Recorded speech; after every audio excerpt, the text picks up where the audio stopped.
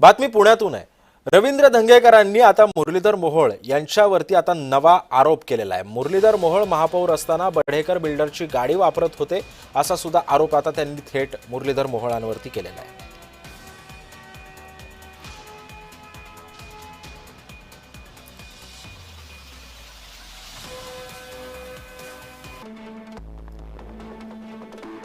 धंगेकरांनी आता हा नवा आरोप केला की पुण्याचे महापौर असताना बढेकर बिल्डरची इनोवा क्रिस्टा ही गाडी मोहोळ वापरायचे। शासकीय पाटी लावून MH12 SW0909 या नंबरची गाडी मुरलीधर मोहोळ वापरायचे।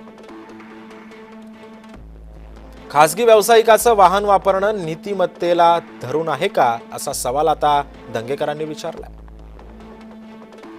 मोहोळांच्या कारकिर्दीमध्ये पुणे मनपा अतिशय भ्रष्ट झाली आहे असा सुद्धा आरोप धंगेकरांनी केलाय। 5 ते 20 वर्षांसाठी टेंडर दिल्यानं पुणे मनपाची दुरावस्था झाली आहे।